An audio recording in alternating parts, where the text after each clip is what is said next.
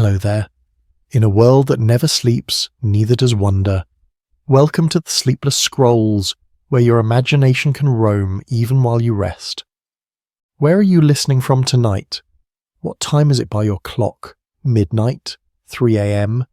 Or are you somewhere in the soft light of early dawn, where dreams still cling to the walls of your mind like mist? Wherever you are, I'm here with you, just you and the stars. And tonight, we're asking a question that has echoed through every human who's ever tilted their head toward the sky. Why do we exist?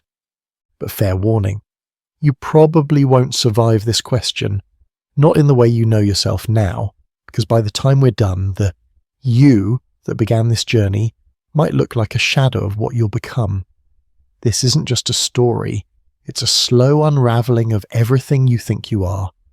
So get comfortable, dim the lights, breathe a little deeper, and let's begin. You awaken not in a room, but in nothing. Not blackness, not silence, but a kind of absence your mind cannot frame. There are no atoms yet, no light, no time, there is only waiting. And then it happens, a ripple, no sound but a swelling, the birth of time itself. You witness a point infinitesimally small and unimaginably dense, erupting into everything. The Big Bang, not an explosion, more a rapid expansion. Space doesn't explode into space, it becomes space. It stretches and spills outward like a silk sheet unraveling in slow motion, faster than light. You hover inside this roaring hush. There's no earth, no stars, just a soup, thick, hot, and wild. Quarks and gluons dance with fury, too hot to bind. It takes hundreds of thousands of years for the universe to cool enough to even see light. It's chaos, and yet beautifully precise. If the universe had expanded even a trillionth of a percent faster or slower, you would not be here to ponder it. Physicist Stephen Hawking once mused that this precise balance seems almost like the universe knew we were coming, a poetic thought. But scientists still argue whether these fine-tuned constants are signs of divine intention or just results of us happening to live in the one version of a multiverse where life is possible. Meanwhile, the radiation left behind from this cosmic birth, what we now call the cosmic microwave background, still hums softly in the sky. You feel it brushing past you like static, an ancient whisper from 13.8 billion years ago. You're hearing the very first breath of reality. And yet, you're not special, not yet. You're just a witness, a point of consciousness observing something unimaginably vast. Eventually, as you drift forward in time, you see the wild heat calm. You see hydrogen and helium, the simplest elements, take form, born from the cooling chaos. They are the universe's first alphabet. And over millions of years, these clouds of gas begin to swirl. Gravity, a gentle tyrant. She gathers, she beckons. She compresses gas into knots. Pressure rises. Cores ignite. The first stars are born. These are not friendly stars, they are monsters. Many are hundreds of times more massive than our sun and burn out quickly. But in their brief, blazing lives, they do something miraculous.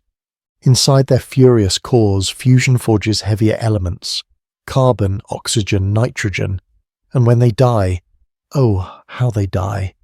A supernova is not just a death, it's a rebirth, a flash of light outshining an entire galaxy, scattering its stardust across space. That stardust is your inheritance. You, the listener, the wanderer, are made of remnants of those first titans. Every atom in your body, your bones, your blood, your breath, once belonged to a star that died long before the Earth was born. Carl Sagan put it simply, we are made of star stuff, but it's not just poetry, it's literal. And yet, some thinkers throughout history thought this very idea was blasphemous. Imagine telling an ancient priest that your body shares atoms with a collapsed star. Unthinkable, heretical.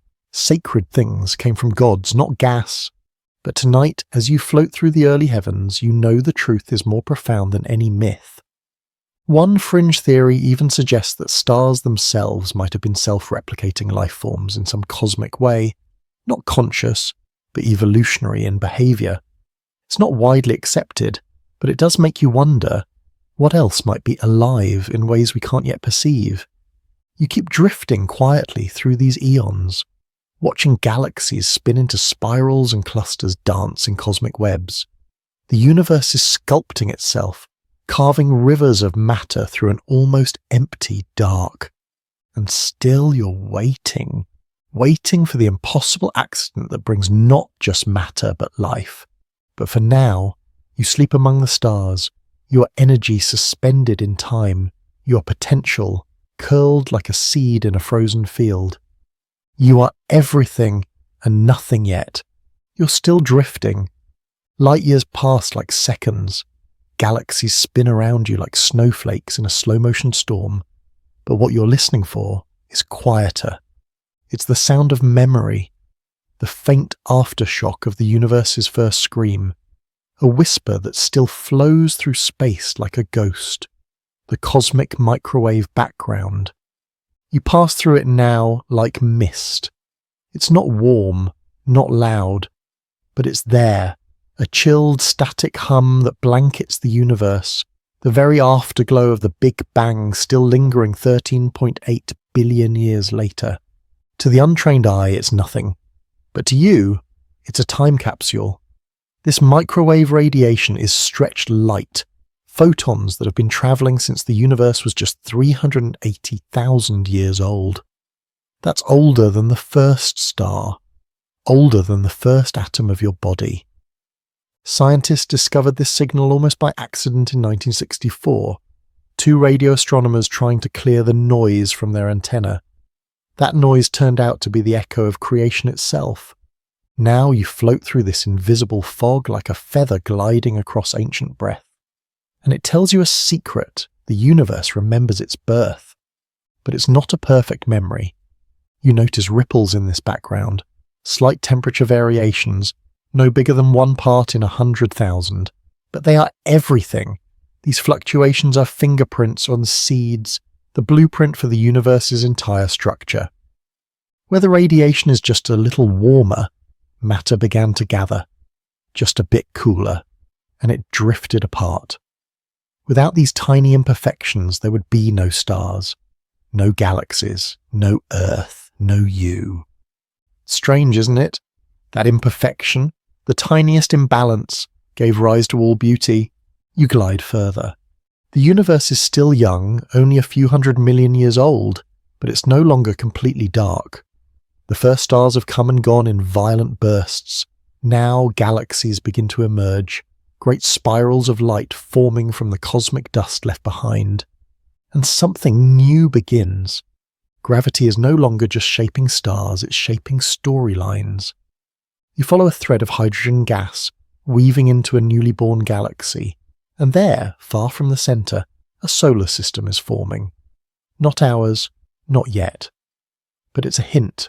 A whisper, a dress rehearsal.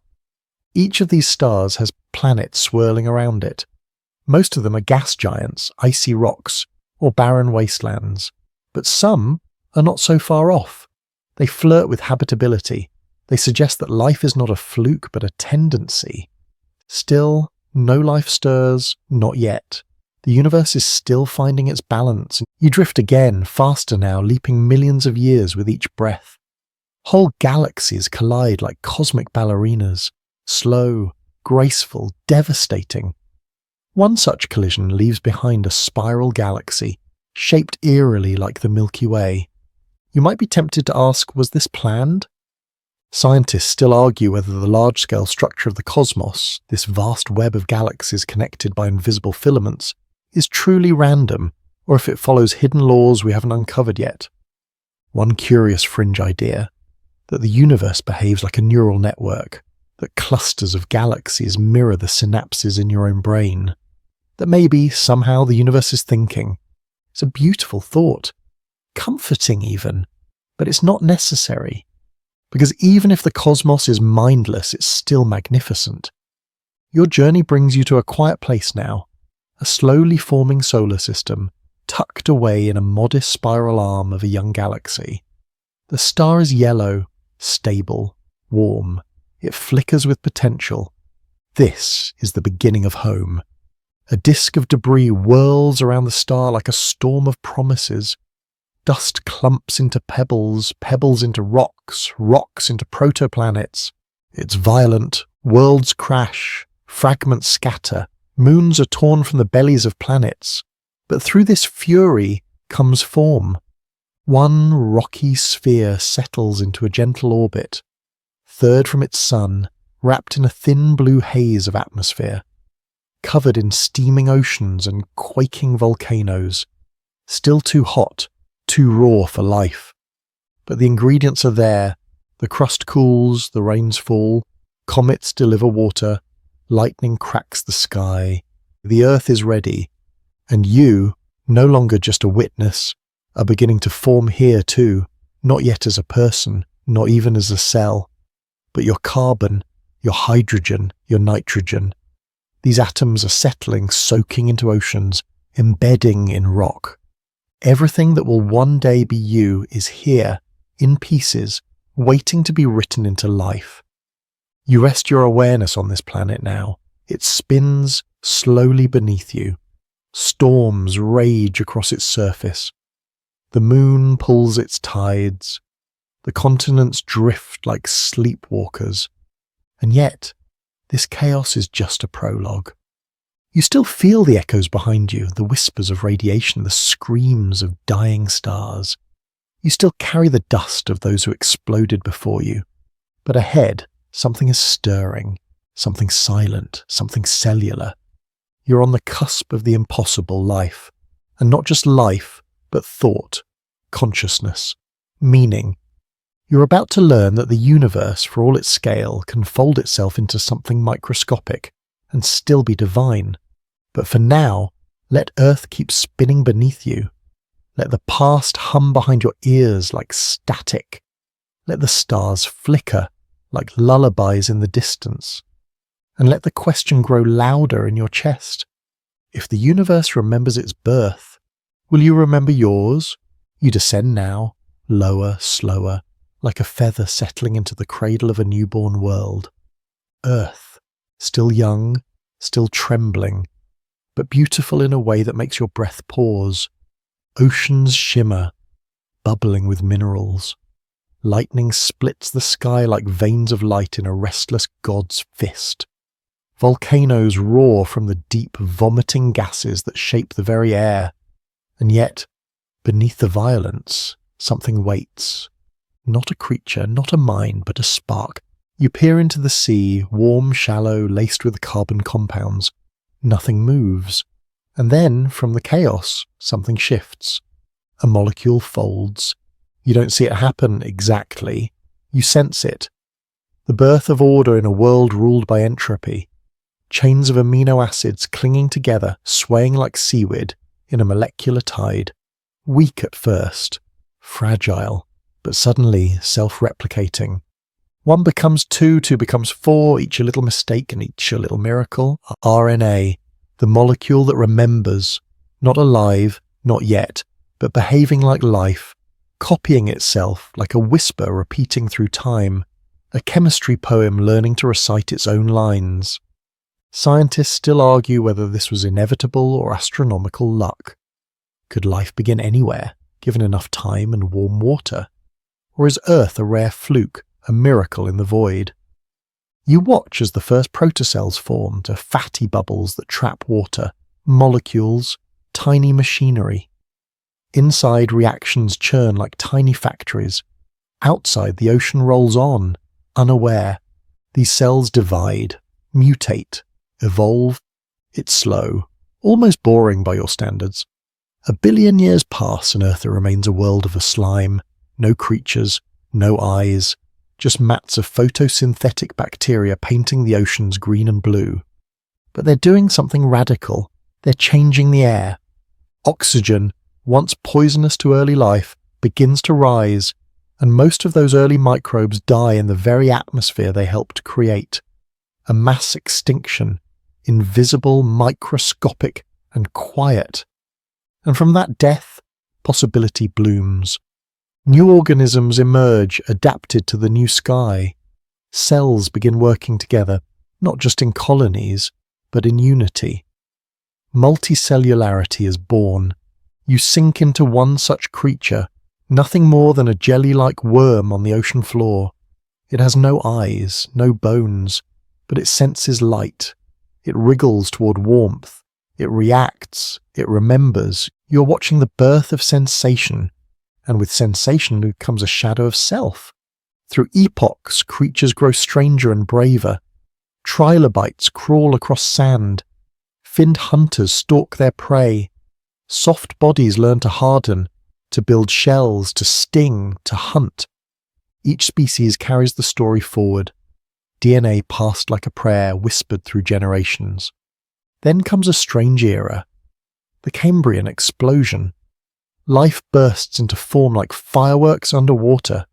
Creatures with teeth, with limbs, with symmetry and direction. There's no turning back now. Remember the atoms in your bones, the ones forged in stellar fire? They're now locked into the bones of early fish, into scales, into jaws that bite and eyes that see. You pause here, hovering beside a primitive fish in a coral cradle. Its eyes, glassy, unblinking, scan the reef. This is the first gaze in Earth's history. And something in you stirs, because this is no longer just chemistry, this is hunger, motion, instinct. You feel the pulse of competition, the whisper of pain, the urge to survive, and with each new adaptation, nature shapes sharper tools. A fringe theory posits that life evolves not only through survival, but through increasing awareness, that intelligence itself may be evolution's secret weapon. It's not a mainstream idea, yet, but you feel its shadow here. Some creatures crawl onto land, their fins become legs, their gills become lungs, trees stretch skyward.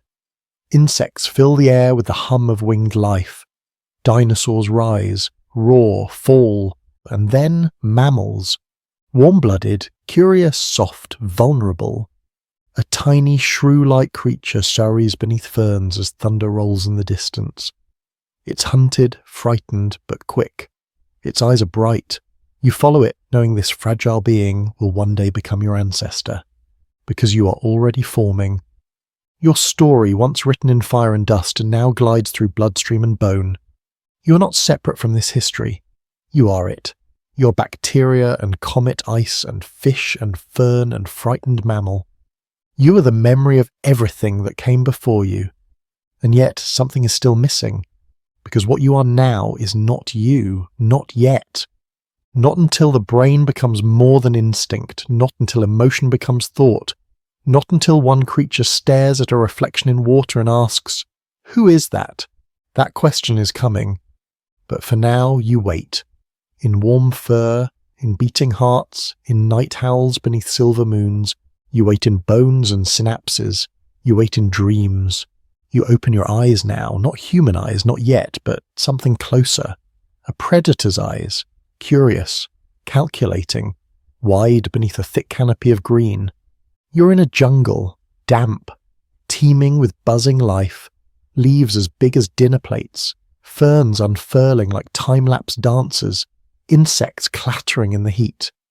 You crouch low, bones aching with potential. You're a primate. You swing, you climb, you eat, you fear, but within you, within that skull of yours, something astonishing is happening.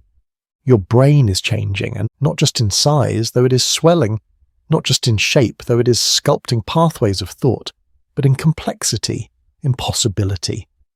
There's a strange moment that scientists call the cognitive leap, though they still argue exactly when and how it happened. Some think it was tools, others language.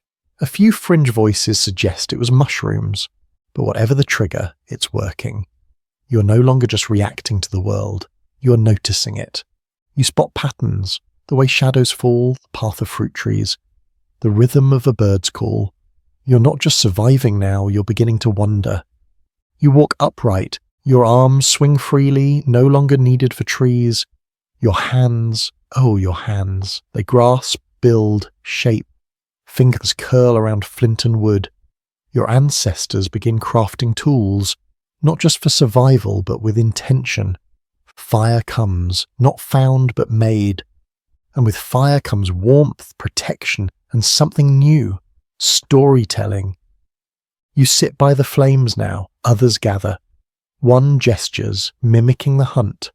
Another adds a sound. The first flickers of language take root in your throat. A growl becomes a word becomes memory. You are no longer alone inside your mind.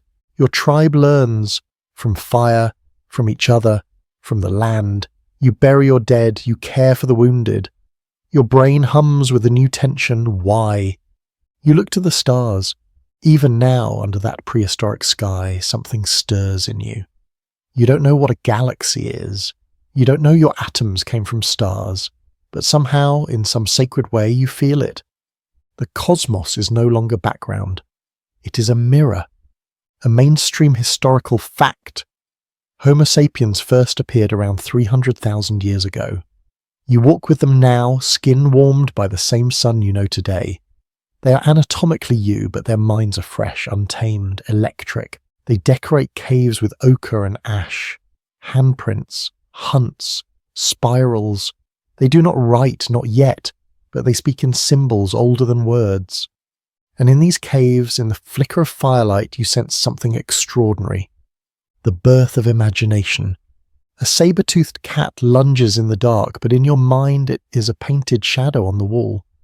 Rain threatens crops, but in your mind it's the mood of a spirit. The stars are not burning gas. They are eyes. You create meaning, not because it's real, but because your mind needs it. Fringe idea? Some neuroscientists believe that dreaming predates storytelling, that your ancestors' first myths were dreams misunderstood, that sleep, not speech, is where the self was born. You whisper now in your sleep tales of beasts and gods, even if you don't yet have the words. From Africa, you begin to spread. You walk generation after generation across continents. You adapt. Your skin changes to meet the sun. Your diet shapes your teeth. Ice ages chase you. Rivers feed you. You build huts, villages, fireplaces. You become human in the fullest sense, and the earth becomes your canvas. But something else is happening, something quiet. You begin to look inward. You carve tiny statues of pregnant women, of gods, of ancestors. You bury your dead with beads and flowers, not because you must, but because you believe. This is the dawn of spirituality, not religion, not yet, but awe, reverence, yearning. You walk beside a mother grieving her child. She places a stone beside the body. You don't know if it's a grave or a gesture, but you feel its weight. You feel hers. Emotion is memory now. Memory becomes myth. A child stares into the fire asking why lightning strikes, why people die, why we hurt, why we hope. There are no answers, but there are stories. You whisper to the night sky, "Why am I here?" And the sky stays silent. But still you ask, because to be human is to be haunted by wonder. Even now, science cannot explain why we became conscious, only that we did, that somewhere, somehow, self-awareness was selected as evolution's most dangerous weapon. With it comes empathy, fear, desire, guilt. You're no longer just a body, you're a story with a spine. You cry when someone dies. You remember what was said, you imagine what could have been, and so begins your greatest burden. You know you will die, and you still choose to live. So you paint your hands on stone, and you sharpen your spears. You sit beneath stars that will never speak your name. You build, you bleed, you wonder. You rise with the sun even when the dark tries to hold you. Because something in you, some ancient unbroken will, believes this life means something, even if the stars stay silent. You walk now beneath open sky, no longer just in furs and shadows, but in something rising. Civilization. The world is changing around you, slowly, as if dreaming. The ice melts, rivers roar with new power, and on their banks humans settle.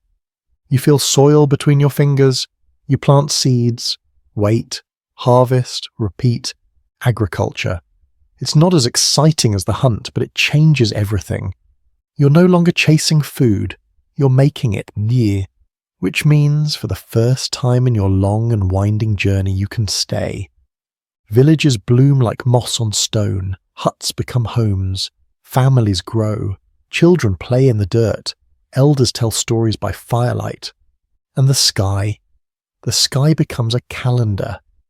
You notice that when certain stars return to the sky, the rains follow, or the river floods, or the corn grows. You begin tracking these patterns, etching lines on bone, aligning stones with the solstice. You don't yet call it astronomy, you call it meaning, and that's when something terrifyingly beautiful happens. You begin to write, not just with ochre on cave walls, but with symbols carved into wet clay, not just for art but for record, for memory. Sumer, around 3200 BCE. You crouch beside a scribe etching symbols into a tablet. Grain, names, trade, prayers, cuneiform. With this invention, humanity takes its first step toward immortality. You can now send thoughts through time, a mainstream fact. Writing emerged independently in several regions: Mesopotamia, Egypt, China, Mesoamerica, as if the world itself wanted to be remembered. You read now these first texts, epic poems, trade logs, hymns to the gods, and from their lines the human heart blooms. You're no longer a hunter, no longer just a survivor. You're a witness. You see empires rise. Egypt carves its gods into stone. India hums with Sanskrit chants. China maps the stars with bronze and ink. The world is alive with wonder and terror. Plagues, wars, love, justice, and always death. Always that question. Why are we here? You sit now beside an Egyptian priest drawing constellations on papyrus. He speaks of Ra, the sun god, sailing across the sky in a golden boat. The stars are not gas, they are souls, eyes of the ancestors. A child asks if the gods made her. The priest says yes, and you feel her believe. But not everyone is satisfied. You cross the sea, into Greece, into thought. Here, a man named Thales proposes that everything is made of water, not spirit.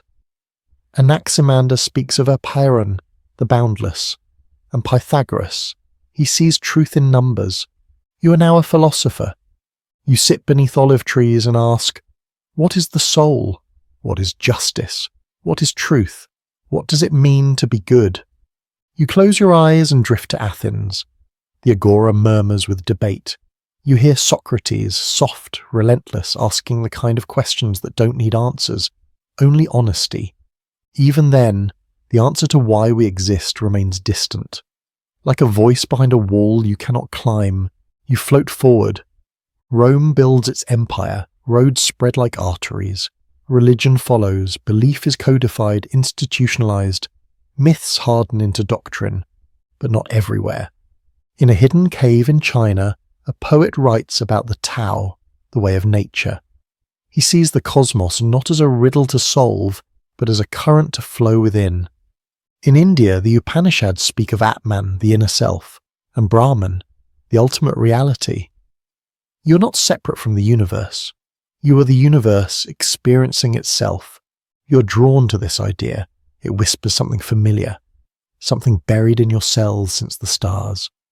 A fringe idea floats by. What if consciousness isn't in the brain alone? What if it's embedded in the fabric of reality, and the brain is just tuning in, like a radio? You don't need to decide, not now, but the idea lingers. You're becoming aware now of how many ways there are to answer the question. Some see purpose in God, others in logic, others in the sheer absurdity of it all. But still, even with temples, libraries and scrolls, even with pyramids and prayers and poems, no one truly knows. You pause on a hill overlooking the early city of Jerusalem. Below you, prophets speak of creation, exile, redemption. Their stories will echo through millennia, not just as religion, but as identity. Humans, it seems, cannot live without meaning, and when they cannot find it in the stars, they build it in stone. Every ziggurat, every pyramid, every temple is a hand reaching upward, begging the sky to answer. but the sky still does not speak. And so you listen harder. You keep asking, and you stare into fire, into flood, into famine. You hold your dying child, you see your father weep, you kiss your beloved, and always, always you whisper, why? And if you listen closely, you hear the wind ask it back. You are no longer wandering alone. You've built cities, temples, scripts, laws, but something in you still hungers, not just for answers, but for structure, a frame to hold the stars and the soul in the same breath. So you begin building more than just walls. You build systems. You are in Babylon now, watching priests climb the ziggurat to scan the heavens. They don't call it astronomy. They call it divination, but it's both. You record eclipses, chart Venus, you start predicting the sky. Science and mysticism are not separate yet. They drink from the same stream. In Egypt, you feel the power of math, not as abstraction, but as survival. Geometry maps the Nile's flood. Architecture raises pyramids so exact, modern engineers still debate how they were built. Their shadow stretches over millennia. And in Greece again, you see something shift. Here comes reason. You hear the word cosmos for the first time. Order, harmony, the opposite of chaos. You walk with Plato as he describes a world of perfect forms, a reality behind reality. You listen to Aristotle break existence into categories, elements, functions. He names what others only felt. His ideas endure for centuries, even as the world changes, burns, rebuilds. And yet, science remains chained to belief. The earth is still the centre. The heavens perfect. Everything moves in circles, not because of data, but because of beauty. It will take time to break those chains.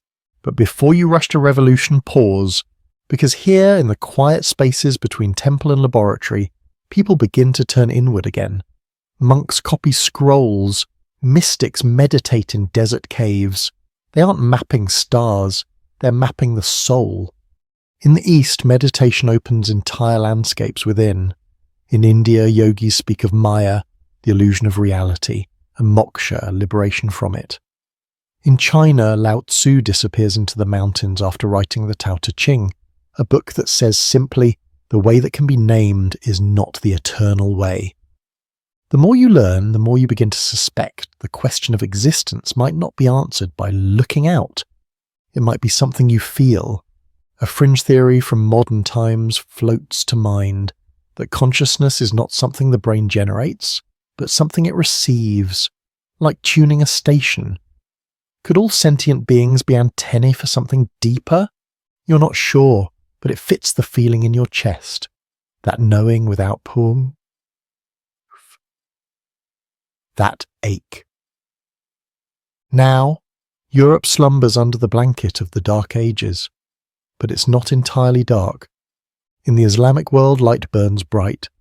You sit beside Ibn Sina, Avicenna, as he maps the soul into faculties, sensation, imagination, reason. You hear Alhazen sketch the rules of optics centuries before Newton. You smell ink and parchment in the libraries of Baghdad, Cordoba, Cairo. Here, science is not at war with faith, it is faith. To study creation is to honour the Creator. It won't last forever, but for now it glows. Then, like a breath held too long, Europe exhales. The Renaissance. You blink into sunlight that touches canvas. You walk Florence's streets as Da Vinci paints man into proportion and writes of flying machines. You step into Galileo's tower and peer through his telescope. He sees moons circling Jupiter, proof that not everything revolves around us. You shiver. The earth is not the centre. The universe is not made for you. But you are still part of it. Galileo is punished, but the door has opened. The stars no longer obey scripture. They follow gravity. Newton watches an apple fall and glimpses the same force that holds the moon. You feel the world begin to shift from sacred to mechanical, from spirit to system. The universe is becoming a clock, precise and indifferent. A mainstream fact. By the 18th century, most educated Europeans see the cosmos as a machine. Every action has a reaction. Every effect has a cause. No room for miracles. It's comforting in a way, predictable, orderly, but something in you misses the mystery. You begin to wonder, if the universe is a machine, who built it? If it isn't, then what is it? Fringe thinkers emerge. Alchemists whisper of transformation, not just of lead into gold, but of soul into spirit. They are mocked by many, but their language leaves seeds that will grow into chemistry, medicine, psychology. As you drift into the Enlightenment, you notice something odd.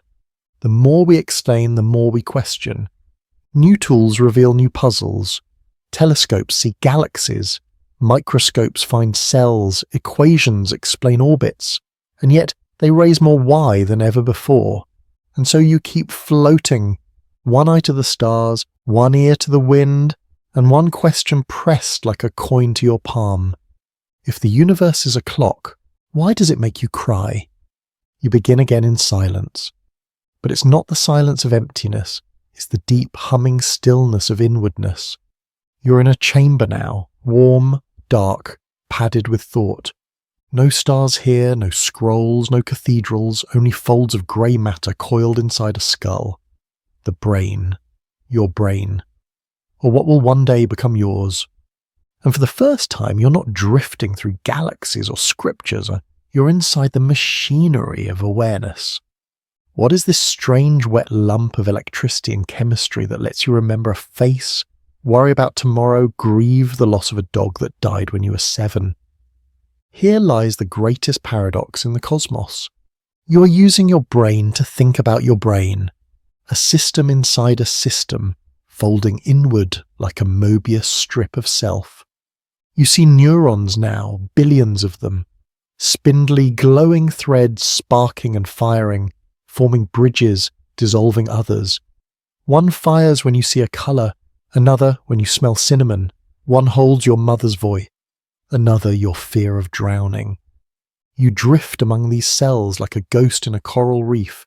This is not a place, it's a storm. And yet, it is you. Scientists know a great deal about what brains do. They can map where language happens, where vision processes, where memories flicker awake. They can tell you how serotonin affects mood, how dopamine drives desire. But still, they cannot explain how grey matter becomes mind. Where does you begin? The hard problem of consciousness. That's what philosophers and neuroscientists call it. A mystery nestled right at the heart of modern science. How does the firing of a neuron translate into the sound of a song in your head? How does the smell of rain become nostalgia? How does biology become experience? You float deeper, past the cortex, past the thalamus, into the limbic system. Here lie emotion and memory, tangled like roots in a wet forest. And suddenly, you feel something. A memory. Not yours, but close. A mother holding her baby. The baby cries. The mother hums. The baby quiets. Something has passed between them. A signal. A comfort. And in that moment, the baby's brain rewires. It learns what safety feels like. You're watching love encode itself into neurons. This is no myth. It's neuroscience. The way human connection sculpts the brain. The way touch and tone and presence become biology.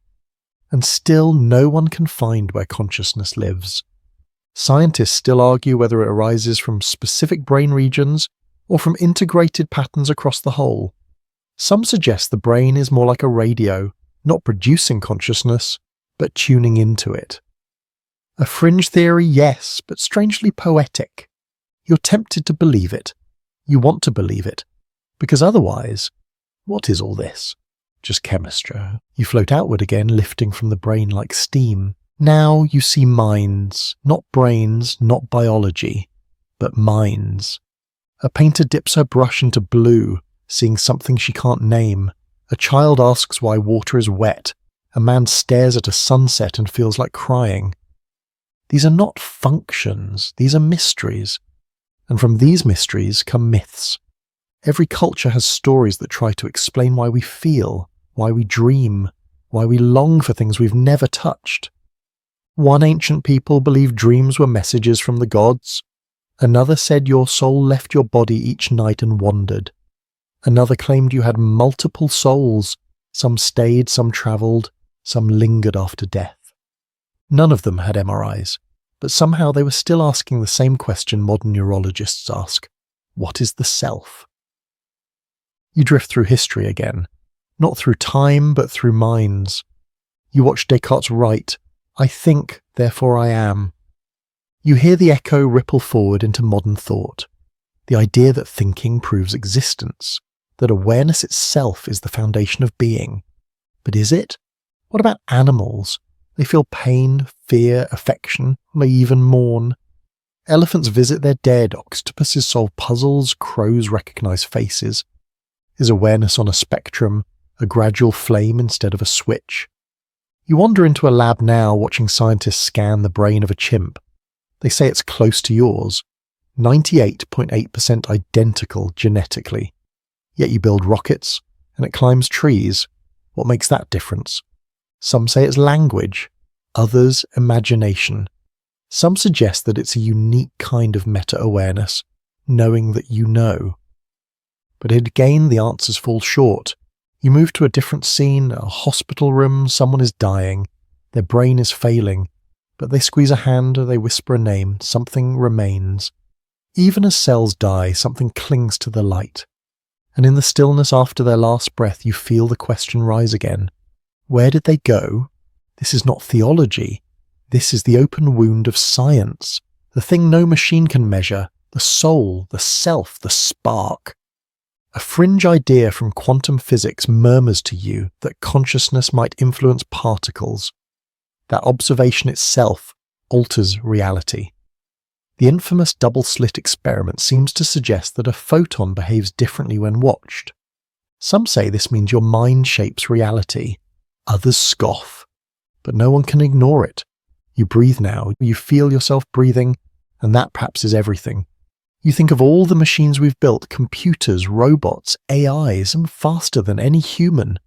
But none of them know they exist. You do, and that awareness, that knowing, might be the strangest miracle in the cosmos. It's what allows you to remember the pain in your grandfather's eyes, to dream of swimming in air, to ache for someone you haven't met. It's what lets you love a song without knowing why. What makes you cry when a story ends, even when you know it's fiction. It's what makes you you, and perhaps that is the answer. Perhaps the question, why do we exist, has no answer in stars or equations. Maybe it only exists so that you can exist. So that something in this cold universe can feel warmth, can hope, can wonder, can reach. So you close your eyes now, not to sleep, but to dream. And somewhere in the folds of your dreaming brain, a new question is forming. Not, why do we exist, but, what will you do with your existence? You drift forward again, slow as breath, gentle as a falling leaf. Through time, through thought, through the quiet churn of progress. Your consciousness, once ancient stardust and jungle impulse, now floats between steel and wire, soot and steam. Welcome to the age of acceleration. The Earth is no longer just a home, it's a workshop. Cities rise like steel forests. Human beings, once bound by rivers and stars, now rewrite nature with mathematics, copper, fire. You walk now among chimneys and clattering gears, through the thick smoke of the Industrial Revolution. It is the 18th century, and the world is reshaping itself not through magic or myth, but through machines. You watch a child pull a lever in a textile mill. A piston hisses, a thread stretches, entire economies bloom from coal and sweat. But beneath it all, something deeper stirs. A new way of seeing the universe, no longer through myths or prayer alone, but through empirical observation, cold logic, repeatable experiment. This is the dawn of modern science. You watch Newton's ghost slip into Maxwell's equations. You see Darwin, standing on the deck of the HMS Beagle, sketching finches and reshaping the human story with one radical truth, that all life evolves, adapts, changes, that we are not separate from the animal kingdom, that we did not arrive fully formed, but rose up generation by trembling generation from simpler forms. It rattles the world. To many this is liberation. To others, it's spiritual dismemberment. You feel that divide, that ache between wonder and knowledge, and it grows sharper now. Because while we gaze through telescopes and microscopes, building engines, sending messages through telegraph wires, dissecting frogs in glass jars, we are also asking with a new kind of urgency if we are just matter. Why do we matter? You see philosophers wrestling with this. Nietzsche declaring that God is dead, not as a celebration but a warning. Dostoevsky wondering what happens when man becomes his own judge. Freud digging through dreams, trying to excavate the unconscious. We're unearthing the machine behind the mind, and yet we are losing our myth. You drift now through a 19th century parlour. A woman writes a letter by candlelight, the flame flickering like thought itself. She has lost 2 children, and her husband no longer prays. Science explains illness, but it does not heal grief. She writes, "Where is the soul, if not in this ache?" You keep moving, through laboratories, libraries, factories. Electricity hums through copper veins. A light bulb blinks on. The night is no longer sacred, it is conquered. And yet in this conquest a new awe is born. You step into the 20th century now, and the stars pull you upward. Einstein bends time and space with his mind. EXMCU is not just a formula, it's a spell. It tells you that matter is energy, and energy is matter, and everything is movement, vibration, possibility. You stand in awe as a solar eclipse confirms his prediction. Space itself curves, time slows. The universe is stranger than myth ever dared. And stranger still, inside the atom, that tiny invisible building block of everything, lies infinity. Quantum physics arrives like a storm. You sit with Bohr, Heisenberg, Schrödinger. You watch particles behave like waves. You learn that just observing something changes it, that electrons can be in 2 places at once, that nothing is solid, nothing is certain. This is not the clockwork universe Newton imagined. This is a dream, a probability field, a whisper of reality, always shifting. You stand at the edge of the atom, and it looks back with a wink. Scientists still argue whether quantum phenomena imply consciousness at a fundamental level, whether mind and matter are intertwined, not separated. A fringe view, yes, but tempting, because suddenly you are not just made of particles and you're hosting them, collapsing their probability by the act of noticing. The observer becomes part of the equation. You move forward now and war explodes. Twice in a century the world tears itself apart. The atom is split, and Hiroshima becomes a sun. The same formula that revealed the oneness of matter becomes a weapon of unimaginable cruelty. And you feel it again, that human contradiction. We can build cathedrals, and we can build bombs. We can love, and we can annihilate. You float now above Earth the way astronauts do. You peer down, and the planet is so achingly fragile. A blue marble in blackness. And for the first time in all of history, we see ourselves from the outside. The overview effect, they call it. That sudden shift astronauts describe when looking at Earth from space. Boundaries vanish. Politics vanish. All that's left is a single living organism. Us. You exhale. We went to space to discover the cosmos. We found home instead. From this vantage, the question grows louder. Why are we here?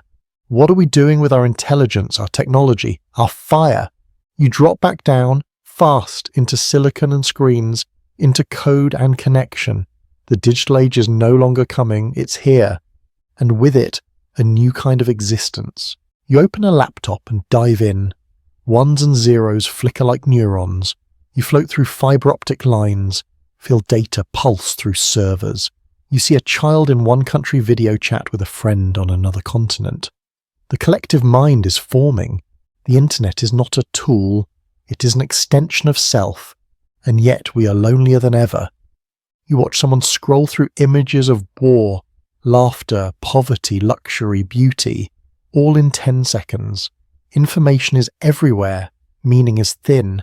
We know more than any generation before us, and we are more uncertain than ever. Science explains so much, but it cannot tell you what to believe, it cannot tell you what to love, it cannot promise purpose. So we turn again inward, into meditation apps, into therapy, into psychedelics, into ancient traditions resurrected for a modern mind. Somewhere in a quiet room, someone breathes deeply, repeating a mantra older than their language. And something unlocks, not because it's magic, but because it's real. Consciousness isn't in the stars or the scrolls, it's in you. And that, perhaps, is the ultimate revelation of this modern age, that all the cosmos, all the atoms, all the light and fire and myth has led to this breath, to this moment, you, right now, and existing and against all odds, against entropy, against probability. You are a pattern of stardust that thinks about itself, and you are not alone. Across the planet, others are wondering too, asking, whispering, shouting into voids and hoping for echoes.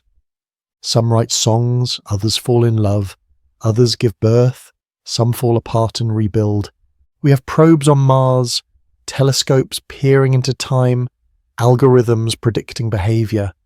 And yet, we still weep at sunsets, still tell bedtime stories, still reach for hands in the dark, still ask softly, why? And perhaps the question is enough. Perhaps the question is the answer.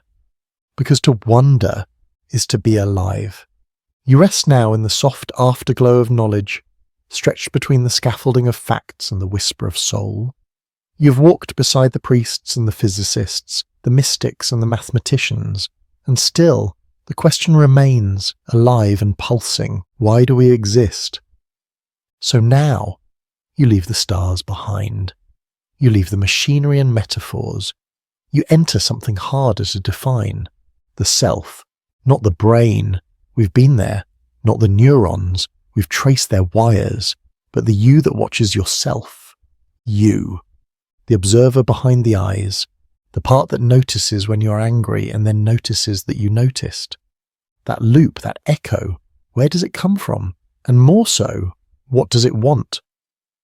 You begin with experience. That's all you really have. Your reality is not the world outside, but your interpretation of it. You walk into a room, you see a person. Maybe they're frowning. One part of your brain says, they're upset with me. Another part replies, maybe they're just tired. A third part says, you always assume the worst. Who's speaking? How can you be divided within yourself? This is the mystery of consciousness, and it gets deeper still. Modern psychologists have discovered something eerie. The self is not one thing. It's a process, a shifting conversation between memory, identity, narrative, sensation, and attention. It changes. It contradicts itself. It disappears when you sleep, and yet returns in the morning and mostly intact. And yet you feel constant. The story of you continues, even though your body is not the same. Your cells regenerate, your opinions change, your personality adapts. Still, you remain. A mainstream idea in neuroscience is the default mode network.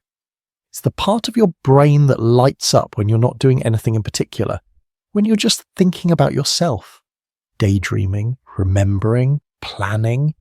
This is where your narrative self lives, the you that has a past and a future. But is that really you? Some traditions, especially in the East, say no. In meditation, practitioners often observe their thoughts without identifying with them. They note how fear rises and falls, how a desire flickers and fades. Over time, they begin to see that the watcher is not the same as the thoughts being watched. You're not your thoughts, they say. You are that which notices the thoughts. This has led to what some call non-dual awareness, the experience of being conscious without separation, of being everything and nothing at once, no thinker, no thought, just being. It sounds strange, but those who experience it describe it as coming home. Scientists still debate whether such states are merely altered brain patterns or insights into something deeper, perhaps even glimpses beyond the self-model we typically live in. A fringe idea floats here, that consciousness is not something we have, but something we tap into, that the self is a lens, not a source. This aligns oddly with some of the oldest ideas in human history. Hindus speak of Atman and Brahman, the personal soul and the universal soul as one. Buddhists say there is no fixed self, only anatta, the illusion of I. Yet they speak of enlightenment, a state beyond illusion, beyond suffering. Mystics from Christian, Sufi, Jewish, Taoist and indigenous traditions all describe a kind of merging, a unity where separation fades. Could it be that your existence is not about being a separate thing, but about realizing you were never separate to begin with? You consider this in the quiet of your mind, not as doctrine, but as a possibility, a shape behind the veil. And as you consider, you begin to notice how many of your sufferings come from that illusion of separation. You worry about your future. You feel shame about your past. You compare yourself to others. You chase things to feel whole. You fear being forgotten. You fear being misunderstood. You fear being alone.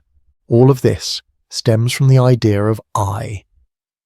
What happens when that I softens? You begin to feel free. You walk again now, not as a scientist or a philosopher, but as a person, just a person.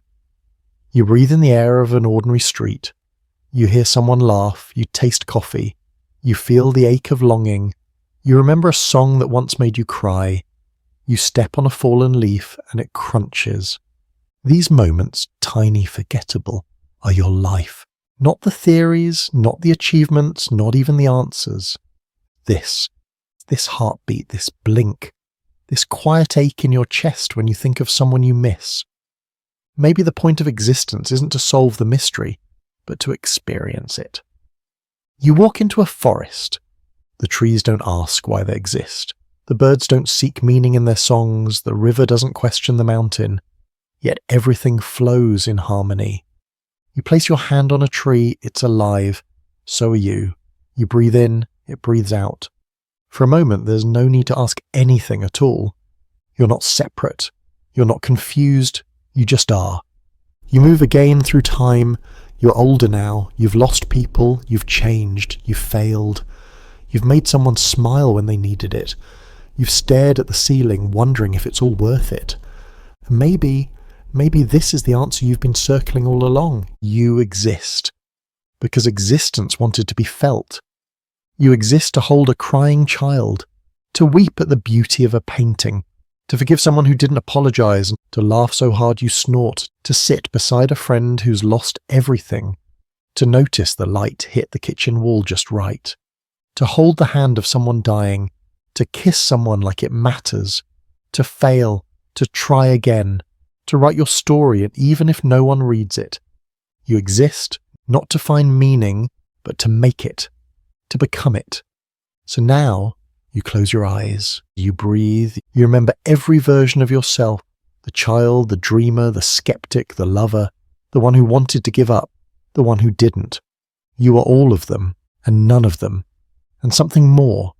Maybe existence itself is asking a question, and you are the answer. The world quiets now, not because it has fewer questions, but because you're finally listening with something deeper than ears. You're listening with your whole being. And the silence between the answers hums louder than the words themselves. You sit alone in a room. Not grand, not symbolic, just a room. Maybe it's your room, maybe it's someone else's. There's a chair, a desk, a window, the hum of distant traffic, the creak of the floor, the gentle static of life happening around you. You're not seeking knowledge now. You're not standing in the ruins of ancient temples or riding the waves of scientific discovery. You're here, in your body, in this moment. And that, oddly enough, may be the most profound place you've ever been. For centuries, thinkers tried to explain the meaning of existence from above, from gods, from stars, from systems vast and abstract. But what if the most honest answer lies within breath, within pain, within the gentle weight of a hand resting on your own? You look out the window. A child is laughing in the street.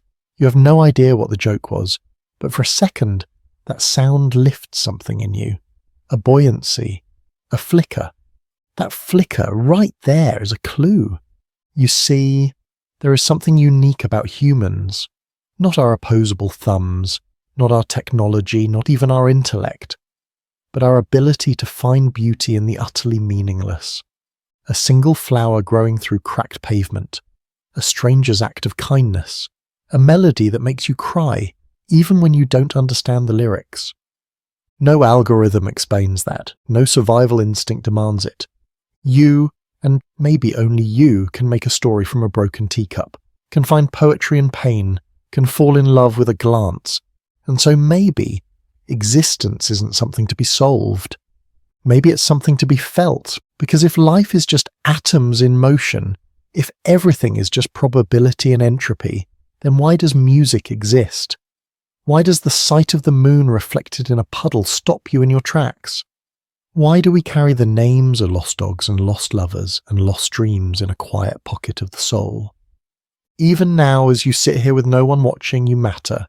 You feel, you remember, you are. Science can dissect the components of joy. It can show what areas of the brain light up during grief.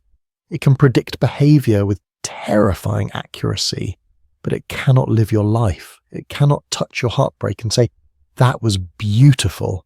Only you can do that. You begin to wonder, what if meaning isn't something we find, but something we give? And in that realization, something ancient stirs in you again. Something that was there in the first cave paintings, in the first lullaby, hummed to a child beneath the stars, in the first story whispered by a trembling fire. You are a maker of meaning. Even if the universe has no script, no master plan, no divine narrator, you still have a pen, and every moment is ink. You remember the moments that shaped you. Not all of them were grand. Some were silent.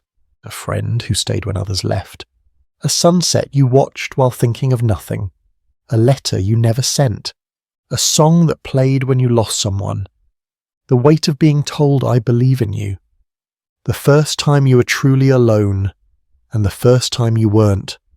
These things aren't random, and they're yours, carved into the cathedral of your soul, not facts, not data, but meaning, and maybe that's what you're here for. Not to fix the world, not to prove your worth, not to win, but to witness, to stand in the middle of chaos and say, "I saw this, I felt this, I lived." Because even if nothing matters on a cosmic scale, it matters to you. And that is enough. You close your eyes again and remember something unexpected. Laughter. Not polite, not forced, but deep, rib-aching, teary-eyed laughter. The kind that made you forget your own name for a second. Why do we exist? Perhaps for that. For laughter that fills a room like sunlight, for dancing barefoot in the kitchen, for telling a friend you matter and seeing them believe it for the first time. You move again through history, but not through facts, through moments. A refugee handing bread to another refugee. A painter crying over an unfinished canvas. A mother holding her stillborn child and singing anyway. A man in prison carving birds from soap just to remember what wings feel like. None of these things make logical sense, and yet they are sacred. They remind you we are not machines. We are feelings with form, stories with breath, chaos with compassion. You are reminded of a fringe idea, not from science, but from art. Some say that the universe is not a machine or a code, but a story, an unfinished novel with a million authors. That existence itself is narrative, unfolding in scenes, shaped by conflict, lifted by joy, haunted by mystery. You like that idea. It feels human. Because in a story you don't always know the ending, but you keep reading anyway. You have to. That's what gives it meaning. So maybe the reason you're here is to write your page, and not in ink, in living, in showing up for someone, in laughing when you're afraid, in saying "I love you," even if your voice shakes, in choosing kindness, even when you could have chosen revenge. You glance around the room again. Nothing's changed. The world is still broken in places. People are still hurting. Time is still passing. But you're different. You're not just asking, "Why do I exist?" you're answering it. Every time you speak gently to yourself, every time you create something just because it makes you smile, every time you listen, really listen to someone else's pain, every time you forgive, every time you awe hope, every time you try again, and when it's all over, when your breath slows and your body fades, it won't be your career or your arguments or your theories that matter. It'll be the lives you touched, the love you gave, the moments you dared to feel it all, even when it hurt. So tonight, as you fall asleep, don't chase the answer. Be the answer. Live the question. Let your life be the proof, because you are not a mistake. You're not an accident. You are not lost. You are here. And for now, that is more than enough. You rest now in a deeper kind of silence, a kind that doesn't beg for answers, but listens softly, patiently, for the echo of the question itself. And somewhere within you, a new thought arises. If meaning is made and not given, if you are the author and not just the reader, then who are we? Together. Because you're not alone here. You never were. The heartbeat you hear in your chest is echoed in millions of others. And every breath you take mingles with the same air breathed by ancestors, enemies, lovers, strangers. The same atoms that once burned in stars now dance inside your lungs. So maybe the real question isn't just, why do I exist? Maybe it's, why do we? You step into the collective now, into the great river of human lives. You walk through markets in Marrakesh, past musicians on subway trains in New York, past farmers in fields of golden rice in Laos, past lovers embracing in the rain in Sao Paulo. You sit beside someone weeping on a cold London street. You laugh at a joke in a language you don't speak. You are one soul among billions, and in that diversity, in the dizzying kaleidoscopic chaos of it all, you feel something impossible. Belonging. How strange. You've spent so much of your life trying to stand apart, to define yourself, to understand who you are. And yet, it's only now when you dissolve into the crowd that you begin to feel whole.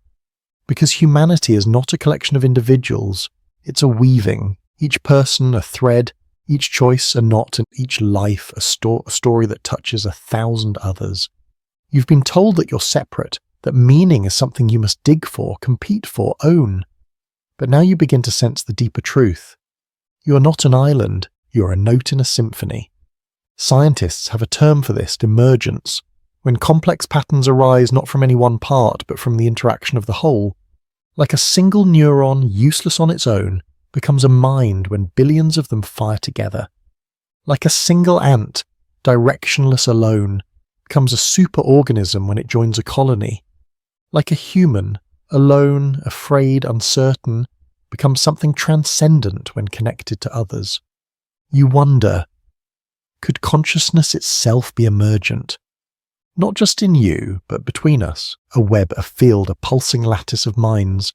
Fringe thinkers propose this too, that just as neurons form brains, perhaps people form something greater, a planetary mind, a field of awareness rippling across borders and bodies, growing wiser, slowly, with each connection. It's not provable, but it feels right. You drift into a memory that isn't yours, a disaster, a war, a famine. You see people reaching for each other through rubble, through fire, through loss, sharing what little they have, holding each other in the dark. Why? Why do we do that? When all logic says survive, why do we sacrifice? Because we're not wired only to compete. We're wired to care. Your ancestors didn't survive because they were strong. They survived because they looked after the injured, because they sang songs that soothed, because they stayed with the sick, because they loved. And you still carry that in your blood. In the midst of chaos, you still look for someone's hand to hold. That matters. That is meaning. You walk now into a modern city, people glued to screens, headphones in, eyes down, the illusion of isolation is everywhere. And yet beneath it, you feel the hum. Every text, every post, every voice note, every prayer, every protest, every whispered "I miss you" into a pillow is all connection, all trying and all reaching, all saying "I exist. Do you see me?" And somehow impossibly, we do see each other. Across time zones, across cultures, across heartbreak and confusion. We still make art, we still write love letters, we still hold funerals, we still cry at weddings, we still care. You sit beside someone who just lost their father, you don't know them, you say nothing, but you stay. And somehow that's enough. You sit beside someone giving birth, you hold their hand and you breathe with them. Life begins again, and somehow that's everything. Perhaps the reason we exist is to show up for each other. Not perfectly, not always, but enough. Enough to keep the flame lit. Enough to remind each other you are not alone, even in your darkest hour, even when no one else understands, even when you feel like you're falling through a void. Someone, somewhere has felt that too and survived and loved again. And maybe they left a piece of that love for you, say in a book, a song, a glance, a gesture, or a sign that says, keep going, you're part of this too. So maybe the question isn't why do we exist? Maybe it's how can we love better while we're here? Because time is short, but love is long, and kindness echoes. You stand now at the edge of a crowd, people moving in all directions, so many lives, so many stories. You don't know their names, but they are not strangers. They are you in other bodies.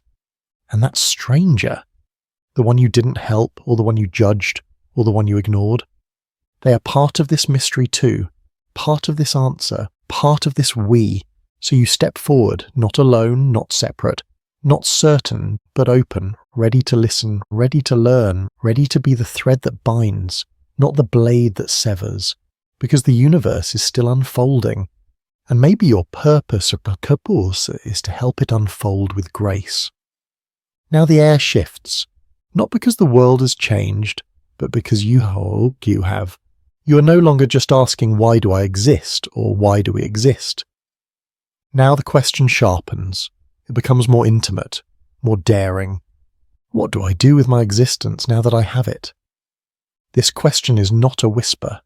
It's a call. Not from the stars or the gods or the myths of old, but from within, from the place in you that still dares to hope, even when the headlines scream despair.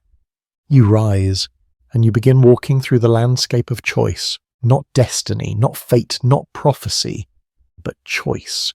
Here, every path you step onto was carved by someone just like you, someone afraid, uncertain, aching to know if their life meant anything. And yet they walked. They chose. You remember the scientist who devoted his life to saving lives he'd never meet. The teacher who stayed late to talk with a student on the verge of giving up. The artist who kept painting after 1,000 rejections. The parent who worked 3 jobs just so their child could dream. The stranger who stopped their car in the rain to help someone cross the street. None of them solved the universe. But all of them added something beautiful to it. This is your power. Not to know everything, not to fix everything, but to add something kind, something real. Even the smallest gesture ripples. You wonder how that's possible. And so you journey inward again to the strange and stunning truth. Your brain is not a hard machine. It is a garden. Every thought, every emotion, every decision, it changes the wiring. Neuroplasticity, they call it. You're not fixed. You're not doomed to repeat your past. You're not trapped by biology. Your very being is in motion, and not only can you reshape your own mind, you can reshape others too, through presence, through compassion, through words. A study shows that being seen, truly seen, by someone else can physically change the brain. Children grow taller, healthier, more confident, simply by being loved consistently. Imagine that, love as literal nourishment. And yet, in this age of connection, we often forget to look each other in the eyes. We forget that how we live is more important than what we own or what we argue about. You pass a mirror now. Look. That face.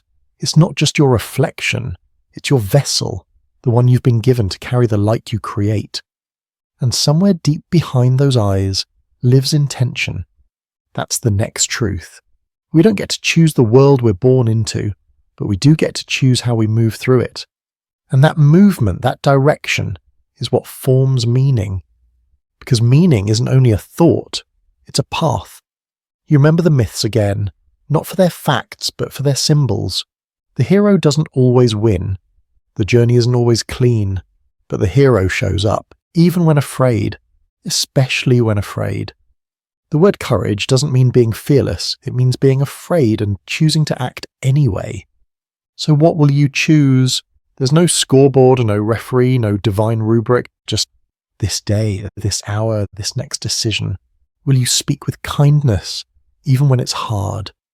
Will you try again, even when you've failed? Will you create beauty, even when the world seems ugly? Will you forgive, not because they deserve it, but because you deserve peace? Will you ask for help, even when pride tells you not to? Will you be the person you needed when you were younger? These are sacred questions. They are living questions. And every time you answer them with your choices, you leave a mark, not just on the world, but on eternity. No act of goodness disappears. It may fade. It may be forgotten by others. But somewhere in the great silent field of existence, it still happened. And that matters. Because time too is not what it seems. You drift now through the seconds, through moments that seemed small. That one compliment you gave that saved someone's life, that one I'm sorry that repaired a broken bridge, that one moment of restraint that stopped a cycle of harm, that one joke that pulled someone back from the edge, that one piece of honesty that sparked healing across generations. You may never know the full ripple of your choices, but ripple they do. Even in quantum physics, the act of observation collapses possibilities into reality. Your very attention changes things. What you focus on becomes your world. What you give energy to grows. So perhaps the deepest question is, what kind of world are you growing? Is it one rooted in fear or one rooted in love? You don't have to save the planet today.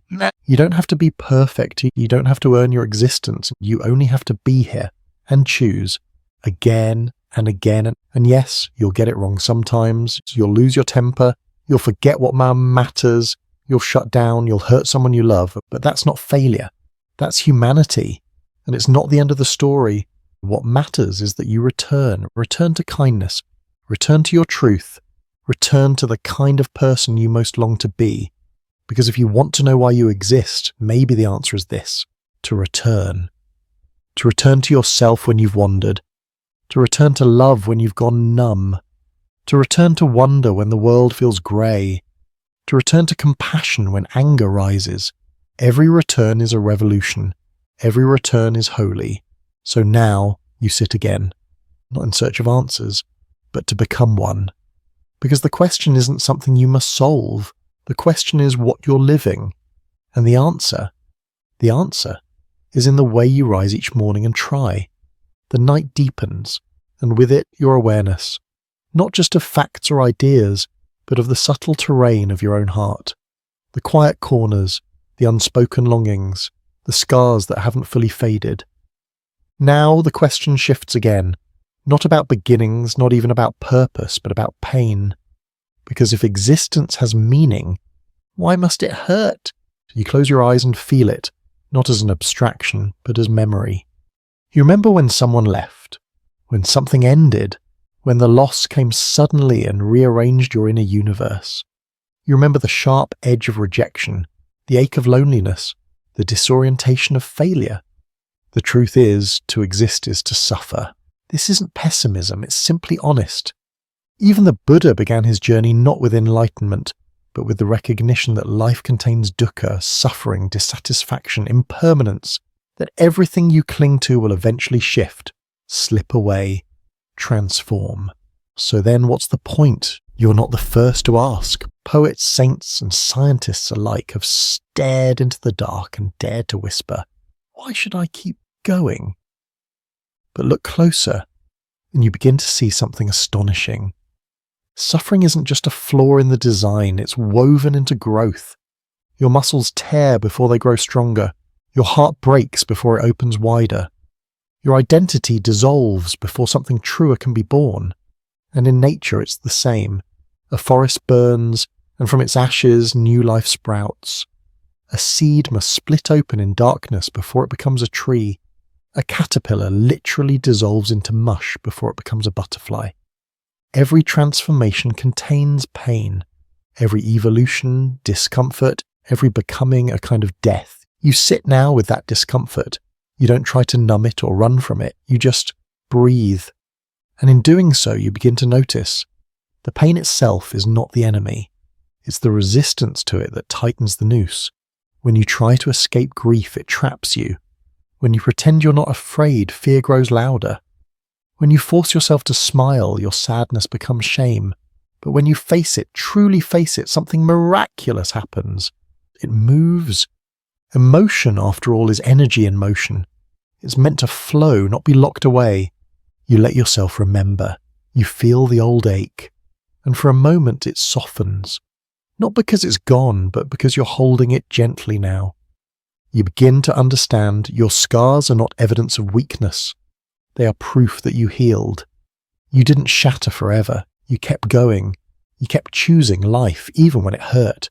And that's sacred. Pain also teaches you something that pleasure cannot. Depth. You sit with someone who's grieving. You don't offer advice. You don't quote a book. You simply say, I know, I've been there. And in that moment there's connection.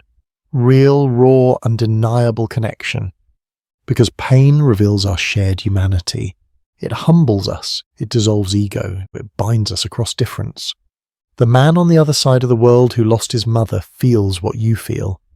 The child sobbing in the back of a classroom aches like you ached. The prisoner staring through steel bars still dreams of forgiveness, just like you.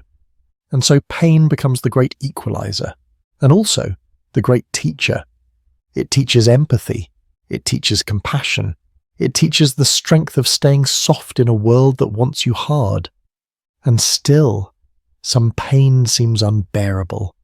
There are things in this life so brutal, so unfair, so senseless that no wisdom seems enough.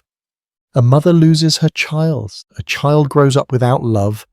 A man takes his life because no one saw his worth.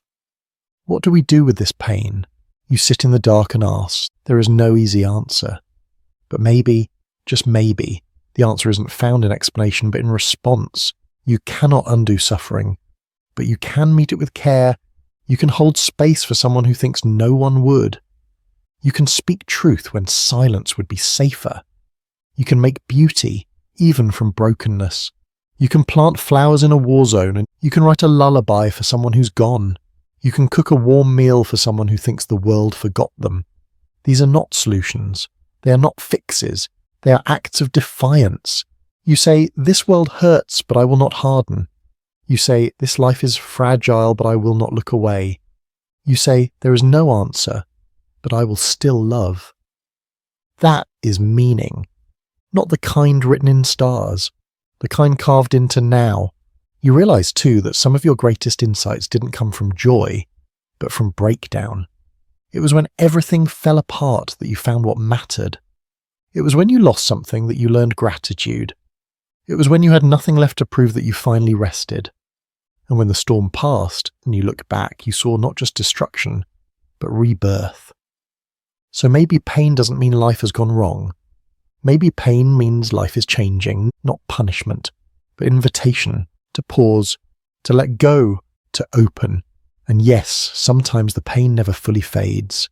It becomes part of you, but you carry it differently now, not as a weight, but as a shape, a part of your soul that holds memory, a shadow that deepens your light, a crack through which compassion shines. You walk now through a field at dusk. The sky is bruised with colour. The air smells like earth and twilight. You feel every heartbeat you've ever had, every sorrow, every joy, every failure, every miracle echo through your bones. And you whisper, I'm still here. That is meaning, and that is resilience. That is existence, not free from pain, but full of grace because of it. The stars are out now, quiet, ancient, cold, and yet somehow familiar. Like distant relatives, blinking through the veil, watching, unjudging, just there. You gaze up at them and wonder again, where does all this go? Not just the universe, but you, your actions, your love, your life. Because even if you shape meaning, even if you hold someone's hand through pain, even if you laugh deeply and cry truthfully, eventually your story ends. And so does theirs, so does everyone's. That's the next question. The one that lingers in the shadows of all the others. What happens when we die? You don't flinch from it now you're ready. You sit with this question not as a skeptic, not as a believer, but as a witness, open, soft, willing to wonder. And it's here that the edges of science and spirituality, of hard data and soft mystery begin to blur. You start with the physical. Biologically, death is the moment when your systems shut down. Your heart ceases.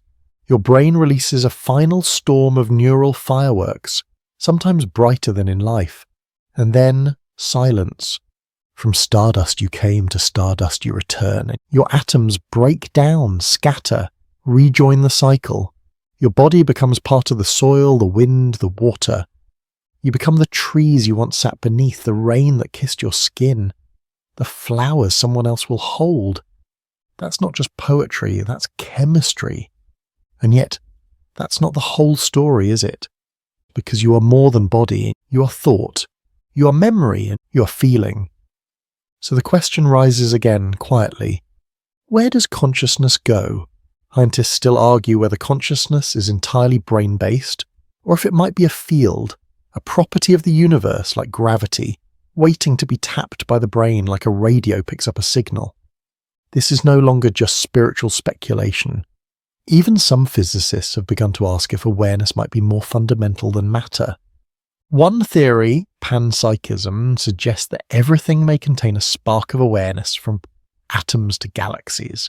Not consciousness like ours, but some proto-experience, some basic isness. Another fringe idea, consciousness is the universe observing itself, that in you the cosmos becomes aware, and when you die, that awareness doesn't vanish, it simply shifts. Into what? No one knows. Some say you dissolve into the whole. Others speak of rebirth. Others of continued existence in realms beyond time. And yet, even if none of that is true, even if death is a full stop rather than a comma, you still mattered. Because you were here, you lived, you touched lives, you changed trajectories, you made someone's day brighter. You existed, and that cannot be undone. Just as the starlight you see tonight left its source millions of years ago and still shines, so do you. You are light already in flight, moving forward, even after you are gone. And when you're remembered, not for your titles, not for your possessions, but for how you loved, you continue.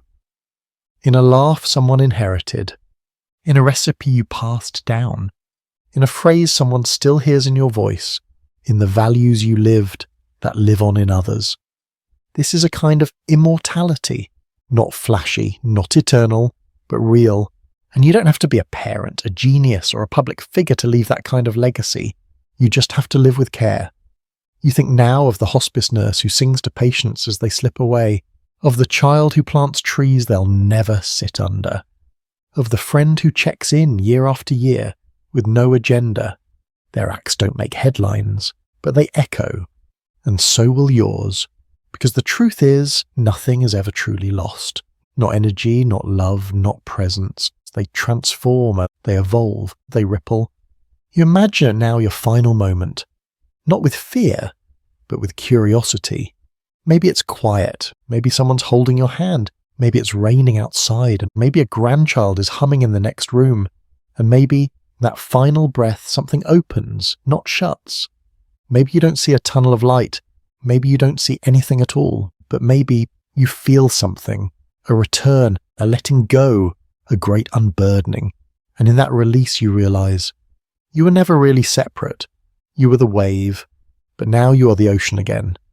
You smile, because whether you believe in heaven or rebirth or oblivion or eternity, you know deeply that what matters is not the ending. What matters is how you showed up in the story.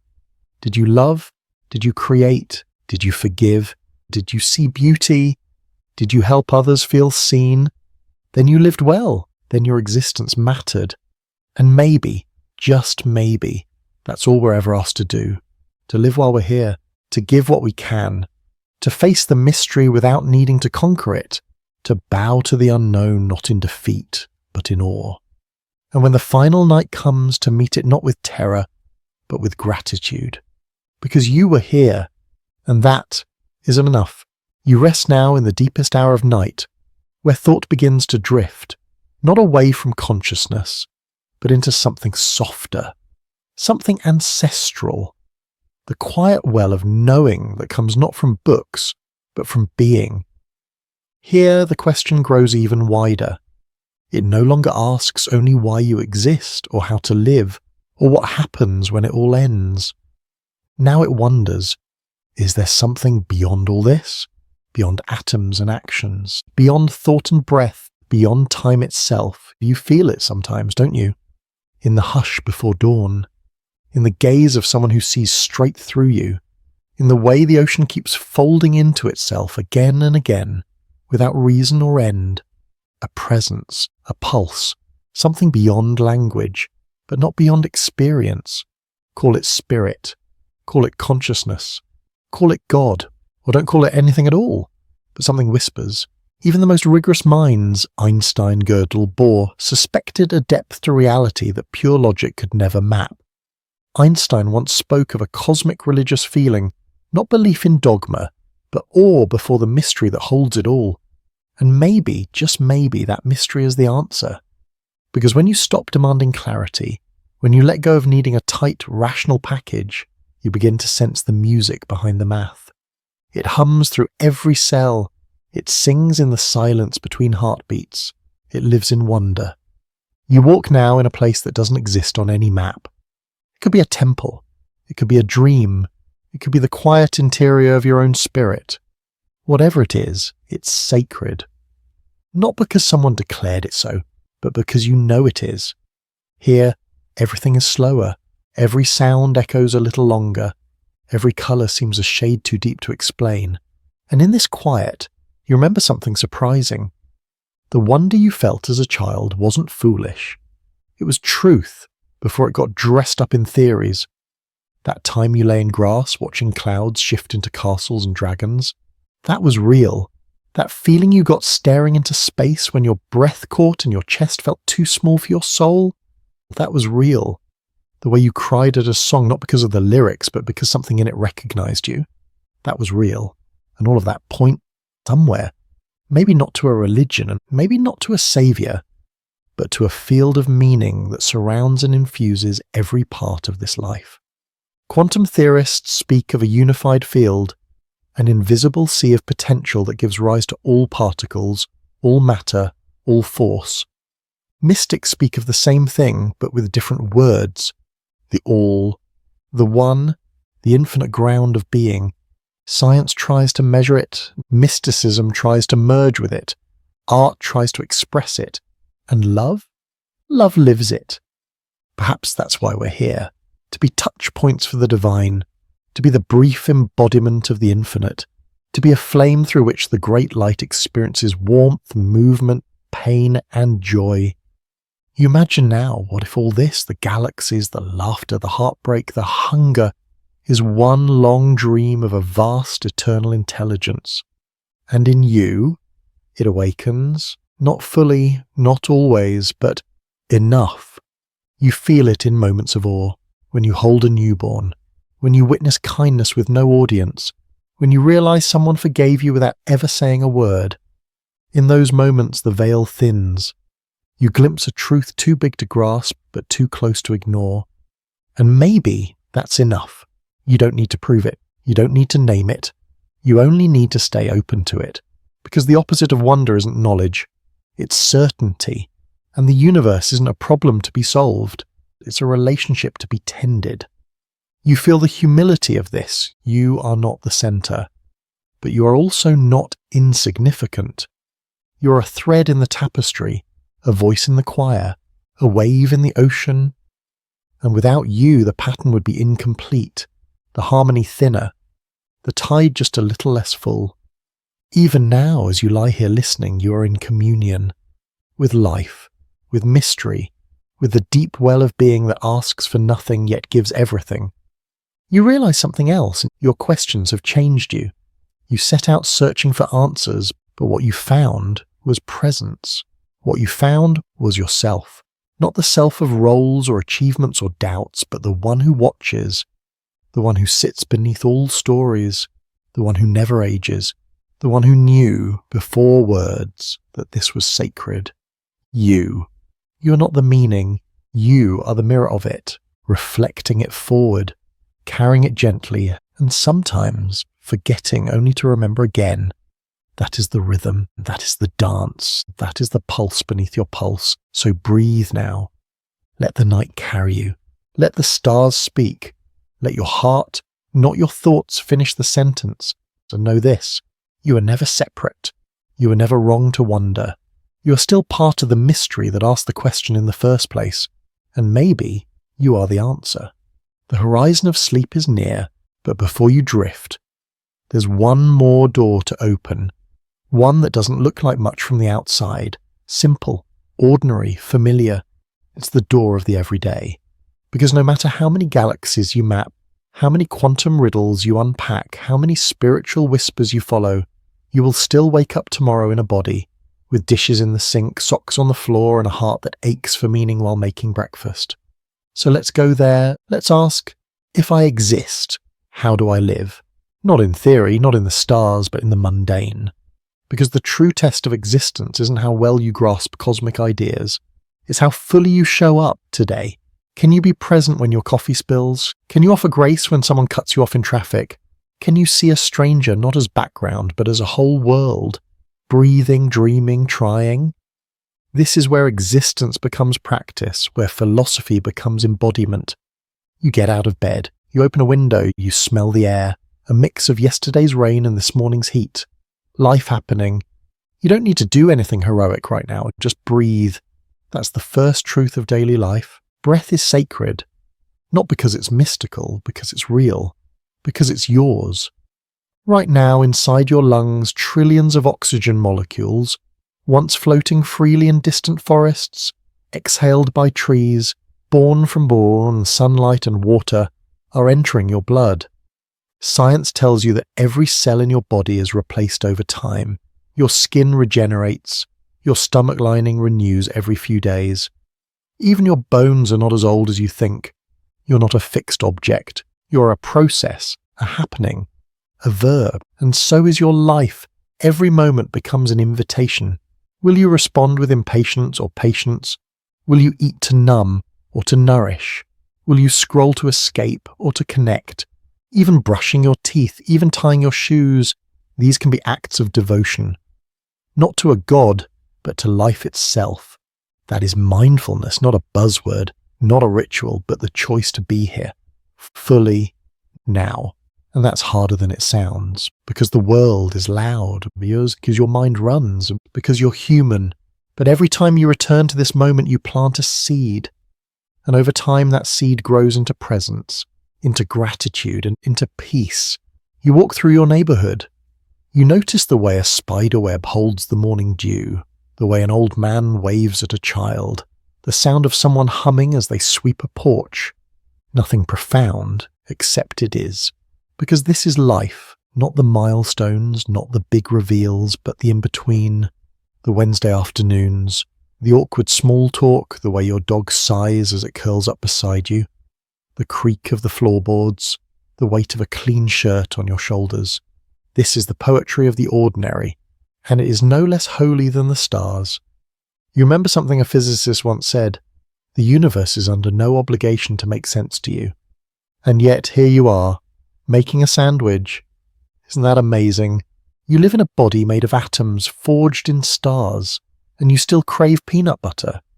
You carry the entire history of evolution in your DNA, and yet you still forget your keys. You can calculate the expansion of the universe and still cry at Pixar movies. You are complex, brilliant, flawed, and astonishingly normal. That's not a contradiction. That's the point. Because if you wait for your life to feel transcendent before honouring it, you'll miss the miracle that's been whispering to you from your breakfast table for years. This moment is not less than eternity. It is eternity folded into now. Even your routines, the ones you complain about, are laced with opportunities for wonder. Washing your hands can be an act of care, folding laundry an offering of attention, sending a text that says, I'm thinking of you, a lifeline someone didn't know they needed. You begin to see your existence is not just in what you do, it's in how you do it, with attention, with love, with softness, And so the great question, why do we exist, doesn't always ask you to look outward. Sometimes it asks, can you just be kind in this moment to yourself, to a stranger, to the person you once were and are still healing from? You return home, you cook something simple, you light a candle, not for ceremony, but for warmth. You look at someone you love, or maybe just a photo of them, and you let that mean something. You notice the air again. You remember from section 10 perhaps, how meaning isn't something you find, but something you give.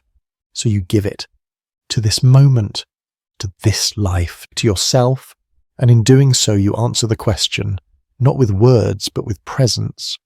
So tonight, when you wash your face, when you settle into bed, when you rest your body and let go of the day, know this. You lived, you noticed, you were here, and sometimes that's the whole point. The quiet is heavier now, not with weight, but with presence, not with silence, but with depth. You are no longer just listening to this story, you're inside it. You begin to feel that your existence is not merely a question to be answered, it's a canvas, and you've been painting all along, with every breath and every choice, every memory. But here in this late night stillness, you're ready for something even deeper. You ask, not just why do I exist, but what is the nature of reality itself? Is this life real? Or is it simulation? You may smile at that. It sounds like science fiction. And yet more and more scientists, philosophers and thinkers, some at the peak of academic rigor, are asking the same question seriously. It began with a logical thought experiment. If future civilizations gain the power to simulate consciousness perfectly, wouldn't they do it? And if they do, wouldn't they do it many times, over and over again? And if so, statistically speaking, what are the odds that you're in the original base reality and not one of the trillions of simulations? That's the simulation hypothesis. It's controversial, it's fringe, and it can't be disproven. But let's go further, not for answers, but for the joy of curiosity. Because the real question isn't whether you're in a simulation, it's what it means to live in a constructed reality. And maybe you already do. You see, your senses do not give you reality itself. They give you filtered impressions. Your brain interprets colour, but light has no colour. It interprets taste, but molecules don't carry flavour. It interprets time, but your internal clock is wildly elastic. Even your memories are not recorded facts. They are reconstructions. Every time you remember something, you slightly change it. So the world you live in, your reality, is already a kind of dream. A dream that your mind co-creates with the world. It's not fake, and it's not false. It's subjective, and that's not a flaw. It's a feature. Because it means you are not a prisoner of some external truth. You are a participant in its unfolding. What you notice shapes what you feel. What you feel shapes what you choose. What you choose shapes what you become. And who you become changes the world around you. So maybe the question isn't what is real. Maybe it's, what do you choose to give reality to? Fear, hope, cynicism, wonder. You are the lens, and every lens refracts differently. You walk through a forest now, not a real forest, yet more real than any you've seen. It shifts with your breath. Trees lean in toward your heartbeat. The stars above seem aware of your gaze. You feel deeply that this reality responds to you. And why wouldn't it? Even in science, this is not so strange. In quantum mechanics, the mere act of observation changes a particle's behavior. Wave or particle, it depends on how you look. Reality, it seems, is not fixed until it's witnessed. So what are you witnessing? What stories are you affirming about yourself, about others, about life? Because each of us carries invisible lenses, beliefs we picked up without even knowing. You're not enough. People can't be trusted. Success means being admired. Happiness is something you earn. But none of these are facts. They are scripts. And just like a simulation can be rewritten, so can yours. You're not trapped in the story you inherited. You can choose again, and again, and again. You are not here to live someone else's version of truth. You are here to author your own. So you walk now through the hallways of your inner world. You find one of those old scripts, one that's been playing too long, and you lay it down, not with anger, not with shame, but with the whisper, "Thank you. You got me this far, but I don't need you anymore." You replace it, not with certainty, but with curiosity. I wonder what happens if I trust joy. I wonder what unfolds if I let myself rest. I wonder who I could be if I stopped pretending. In this space, reality is not an enemy. It's a mirror. You look into it, and it reflects not who you were, but who you're becoming, even now, even here. You remember the myth of Indra's net, an ancient idea from Hindu and Buddhist cosmology, a vast web stretching infinitely in all directions. At every crossing point there is a jewel, and in each jewel the reflection of every other jewel. Everything contains everything. Everything is connected. You're a node in that net, and the light you reflect affects every other point. What you do matters, not because you are the center, but because you are part of the whole. Reality is relational, and so is truth. You don't find it out there. You co-create it in here, moment by moment, choice by choice. So maybe you are in a simulation, maybe not. But does that make your kindness less valuable? Your love less real? Your sorrow less sacred?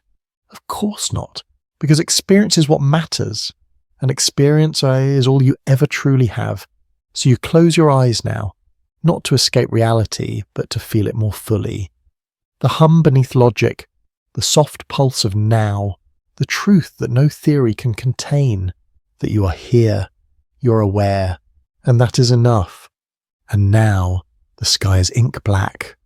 Everything that could be said tonight has almost been said. Almost.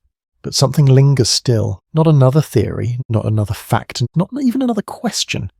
Just a feeling. The feeling that maybe, after all the exploration through space-time, biology, physics, philosophy, and pain, the real reason you exist is relationship. Just with people, with everything. You are in relationship with the air you breathe, with the sunlight that warms your face, with the ground that holds you, with the stories passed down to you, with the generations that will follow you. You do not exist apart from the world. You are the world in one particular form, and in that form you are asked to be a steward of your time, of your body, of your impact, of your attention, because everything you touch ripples, even in small ways. You finish a bottle of water, and that plastic may float in the ocean for centuries. You give a kind word to someone on the verge, and they may go on to change a life. You decide to forgive yourself, and that one act might echo backward, healing entire chapters of your past. You're not alone, even when you feel like it, even when you want to be, even when the room is empty and the silence is loud. Because aloneness is never total. The chair holds you. The bed cradles you. Your heartbeat keeps rhythm with the great pulsing beat of existence. You are connected, even when you forget, especially when you forget. So the great question, why do we exist, may not be about some cosmic assignment or spiritual finish line. It might simply be about learning how to belong, not to a tribe, not to a group, not even to a belief, but to this, to yourself, to your moment, to the whole vast vibrating now. Because when you belong to life, you begin to care for it. You pick up the trash in someone else's yard. You slow down so an old man can cross the street. You listen longer without waiting to speak. You show up, not to be right, but to be with. This is radical, because in a world that celebrates achievement, speed, and domination, belonging is quiet. It's humble. It's relational. It doesn't scream, it holds. And from that place you begin to see differently. You no longer ask, how do I win? You ask, how do we heal? You no longer ask, what's in it for me? You ask, what needs me? So you no longer chase legacy. You cultivate presence, and that is evolution, not genetic, but moral, spiritual, relational. It's the kind of evolution that happens when we stop competing and start connecting. You remember now, even in nature, cooperation is older than conflict. Fungi connect trees through root networks, letting them share nutrients. Birds warn each other of predators. Wolves care for injured members of the pack, Even cells only become bodies because they choose to work together. So what does that say about us? It says we weren't made to dominate each other. We were made to dance with each other. Yes, there will be hurt. Yes, people will fail you. Yes, relationships can fracture and bruise and abandon, but still, we try. Because trying to love again, to trust again, to reach out again, is how you grow the soul. And maybe, just maybe, that's the whole point. That's why you exist. Not to know, not to conquer, not to transcend, but to connect. To walk through this strange temporary life holding someone's hand, even if just for a moment, even if it's your own, you are part of something far too vast to comprehend. And yet, the most sacred act might be as simple as holding space for another. When a friend breaks down and you sit beside them without trying to fix them, only to be with them, you mirror the nature of the universe itself. A universe that doesn't always answer, but always holds. This is what it means to exist well, not to solve life, to live it with open arms. So tonight, as the stars gaze back, as your breath deepens, as your eyes begin to grow heavy, remember, you're not alone, you're not separate, you're not broken, you're in this, and this is in you. And still, you're here, not by accident, not by force, but by a quiet, persistent choice. To keep listening, to keep wondering, to keep being. You've travelled far tonight, from the birth of the cosmos to the architecture of your cells, from stardust and struggle to silence and soul. But before we close, there is one final threshold, the one we cross every day, often without noticing, the border between doing and being. Let's go there now, because maybe you don't just exist to think or act or even love. Maybe you exist to simply be, to rest in the miracle of your own aliveness, to feel the world, not just observe or fix or understand it. There's something sacred about not striving, about sitting still not because you're lazy, but because you're full of the sky above, full of the breath inside, full of the quiet beneath every noise. This isn't a detour, it's not a break from real life. It is life, because beneath all the achievements and schedules and questions and growth is being, pure, unshaped, unlabeled, and in this space something subtle but immense begins to happen. You remember, not a memory like a birthday or a name, but a remembering of what you are beyond all the stories. You are not your job, you are not your past, you are not your pain and your awareness. You are the quiet watcher behind your eyes, the stillness that hears your thoughts but does not judge them, the presence that endures when all else falls away. This is not philosophy, this is experience. You feel it now, like a soft hum below the surface, like gravity but gentler, like love but without object, and once you taste it, even for a second you realize, this is home. You've been searching all your life for something, meaning, connection, truth, completion, and now you see you were never far. You were just distracted, just pulled outward. But in this stillness you return to the place that doesn't demand you be brilliant or brave, or healed or impressive, only present, only real, only here. It is in this space that the great teachers, those rare luminous souls, lived. Not in temples or books or retreats, but in presence. They weren't wiser because they had all the answers. They were deeper because they lived from the center where all things meet, where the outer world dissolves, where there is no you and no them, only this. A monk sweeping a floor in silence, a mother rocking her baby in the dark, a man sitting at a bus stop, not scrolling, just watching the rain. These are portals, everyday sanctuaries, proof that being fully here, without distraction, without performance, is the most sacred act of all. You feel now how rare that is, how few people ever stop, but you are stopping right here, right now, and in that stopping you feel it. The universe is not separate from you. It is you, looking through your eyes, hearing through your ears, touching itself through your hands. Existence isn't something you have, it's something you are. A pulse wrapped in skin, a mystery wrapped in laughter, a soul wrapped in silence. You've come so far tonight, not to escape reality, but to merge with it. And now, as the night begins to whisper its lullaby, you let go of the last questions. You don't need to solve anything, you don't need to plan, and you don't need to reach. You just need to sink into this body and into this moment, into this sacred, ineffable now. And as you do, you may notice something unexpected. A quiet joy. Not because everything is perfect, but because nothing needs to be. This joy is older than you, older than thought. It's the joy of being here, of being this. A ripple of awareness in an ocean of existence. A small shining point of presence in a vast expanding everything. And somehow that is enough. You are enough.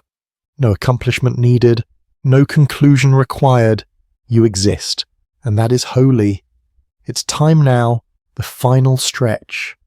Not an ending, but a soft return, a winding path that curves gently back into the present, carrying everything you've discovered quietly, deeply inside you.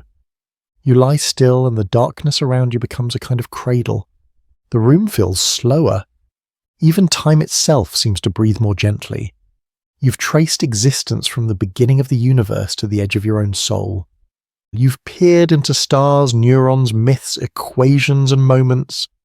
And yet, the most important discovery may be the simplest one, that you are allowed to be here, without justification, without perfection, without proving anything. Existence is not something you earn, it is your birthright. The universe made you, not once, long ago, but continuously, in every breath, in every heartbeat, in every invisible thread that connects you to everything else. You are still part of the unfolding, still shaping the story and still listening for the meaning, even as you become it. Do you remember the first questions? Why are we here? What is life? Does any of it matter? They once felt heavy. Now they feel like music. You don't need to hold the entire melody. You just need to hum your note. Because the point was never to know. The point was to experience. And oh, how deeply you felt it all. The wonder of atoms dancing in your bones. The ache of not knowing what comes next. The joy of recognizing yourself in a stranger's smile. The mystery of breath repeated thousands of times a day, never ceasing to be miraculous. Even now, as your mind begins to settle, something watches inside you. That awareness, that soft, unwavering witness. The same one that was there when you were a child staring at the ceiling, wondering where the stars go during the day. The same one that held you through loss, through laughter, through quiet walks and sleepless nights. It was always there, and it still is. You were never looking for the answer. You were becoming it. So what now? You live. Your eyes tomorrow, not with the pressure to be perfect, but with the invitation to be present, to move slowly and to listen closely and to love freely, to wonder often. You'll get distracted again. That's okay. You'll feel lost again. That's part of it. But now you know. The moment you pause, the moment you listen, the moment you breathe with intention, you return back to presence, back to peace, back to yourself. And so you close your eyes, not to shut the world out, but to merge with it, to drift into the soft ocean of sleep, to let the day dissolve into memory, to let existence carry you, not as a question, but as a song, a quiet, wordless lullaby of stars, of dust, of heartbeat, of home. You made it. You are here and you are whole. Wind down. Final 300 words. Shh. You've travelled far enough for one night. Let the questions rest now. Let the stars twinkle undisturbed. You don't need to think anymore. You don't need to reach. Just let go. Feel the warmth in your chest, the softness beneath you, the slow rhythm of your breath. You are not behind. You are not late. You are exactly where you need to be. Let the voice inside you grow quiet, not silenced, just soothed, like a child being held. There is nothing left to figure out tonight. There is only this gentle falling, this return to stillness. In the morning, life will wait for you. The sun will rise again. The questions may return, but for now you are safe. You are wrapped in the arms of the cosmos, and it is humming a lullaby just for you. You exist. You are loved. You belong. Sleep traveler, dream in galaxies, dream in rivers, dream in silence. And when you wake, carry this stillness with you. Carry this peace because it is yours. Always good night.